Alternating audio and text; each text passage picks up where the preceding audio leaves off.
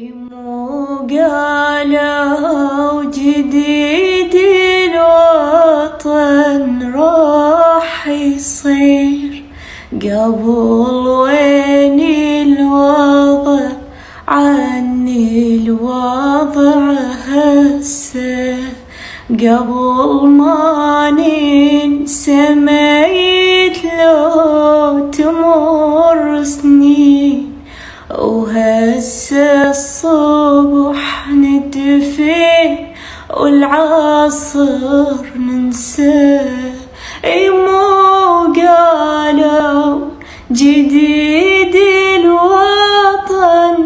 راح يصير قبل وين الوضع عني الوضع هسه كان الأمان يفوت على البيوت وهسه البشر قام خاف من نفسه